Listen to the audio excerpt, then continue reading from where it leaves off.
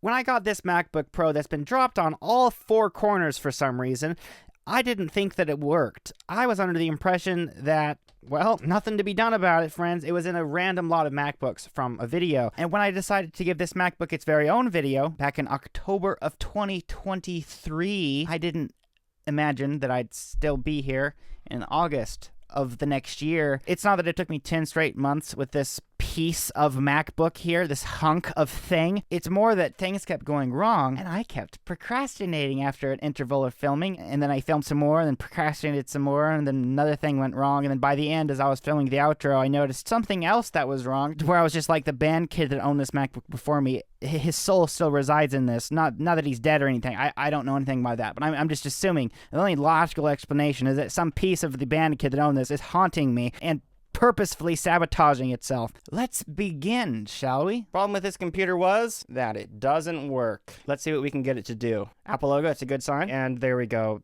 Panic. Maybe it's just a bad install. High Sierra. Go, go, go, go. Maybe I should hit the table. If this doesn't work, this is going to be a very short video that no one is ever going to see. Oh.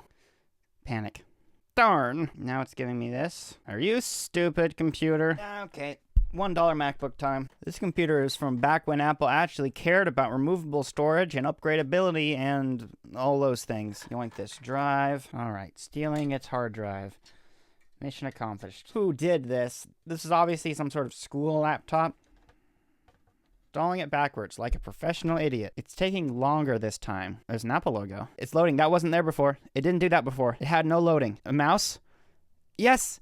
Yes, it booted! We have a working computer. So let's see what kind of computer we have here. What kind of specs are we rocking on this thing? Ooh, this is an i7, but it only has 4 gigs of RAM. Let's use this computer to look up itself on everymac.com. I am a human. Have you guys noticed how much harder the captchas are now that AI is a thing? Okay, so this is a 2011. Give me my drive back. It's making poor Kingston dirty. Let's install the original drive and see if for some reason that might have fixed it. I'm booting into the install USB right now. I want to give the internal drive a good wipe. It's in the installer. Now we install the operating system, and now I have to wait 30,000 years because installing Mac OS takes forever.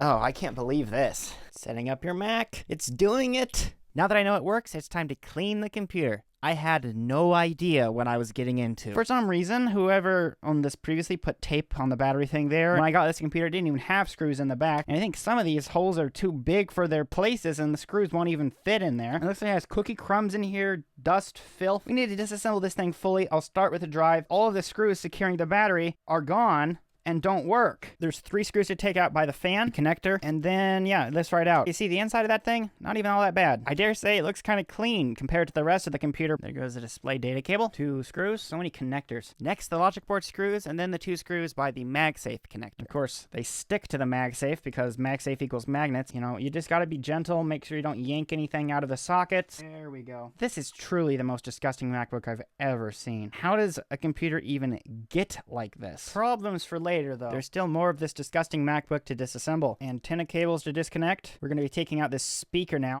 Okay, there goes that. And there's that. Now let's take that trackpad out. What is this? Crumbs? Food? I definitely need to take this entire keyboard up and clean it. I spent 9 hours cleaning this keyboard, and by the end I broke it. It doesn't work anymore. I had to buy a new one. So let's back up a little bit. Peel that black sticker thing off. It was pretty easy considering the amount of crumbs.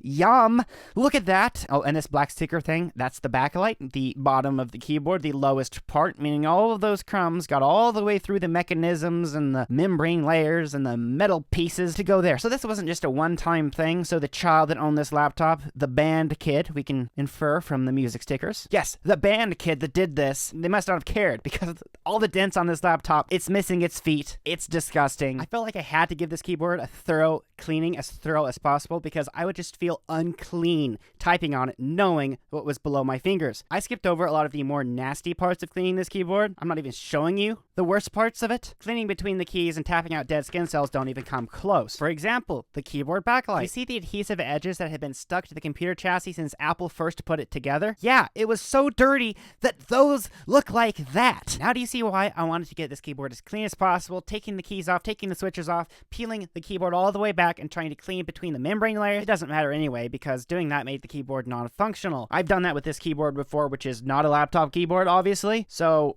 a lot easier to do. I don't recommend peeling apart the membrane layer of your keyboard unless you have to. In the case of this keyboard, I had to because I'd spilled milk on it, making several of the rows not work.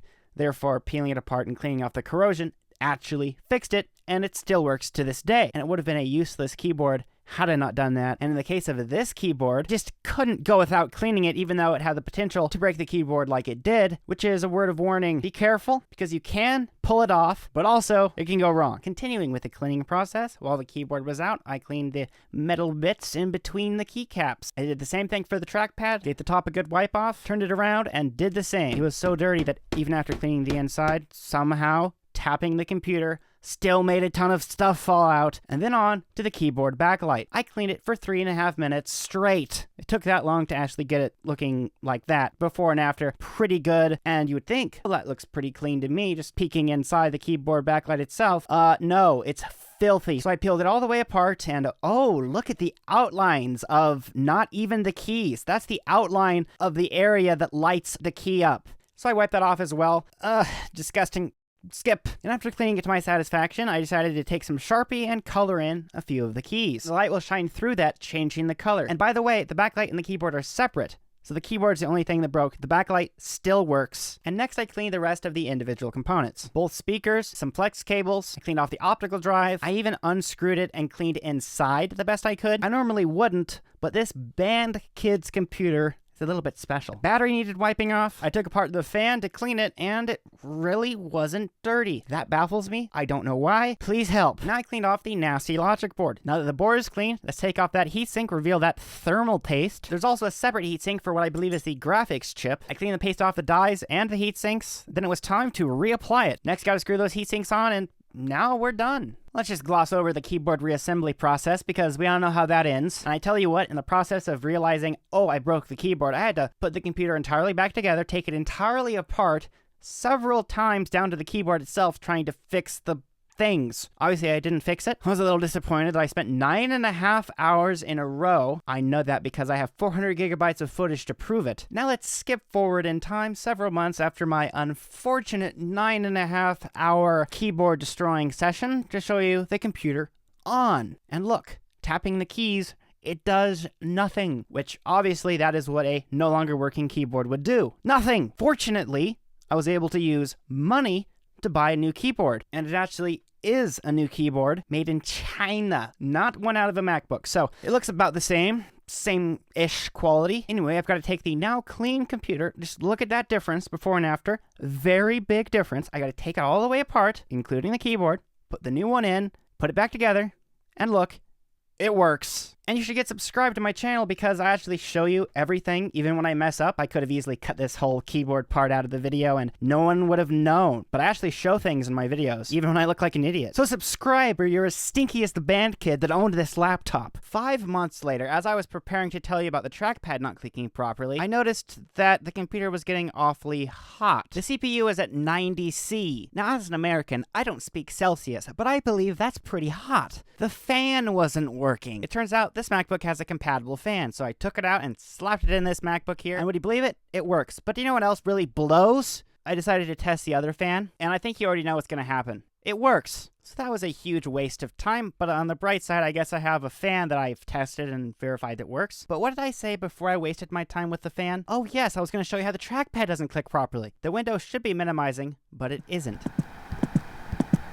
It only works when you click extra hard. Unfortunately, the trackpad isn't like the fan. I tried unplugging it and plugging it back in again, and it does the same thing. And a few days after this, now the trackpad doesn't click at all. Now I have to buy a new one. Now you can probably see why I put off this video for 5 whole months. Yeah, I kind of slipped that in there a little bit ago in this video. 5 months since I put the keyboard in, because every time I start recording in this video, I find something else wrong with this computer, and the trackpad is only the most recent discovery of something else wrong.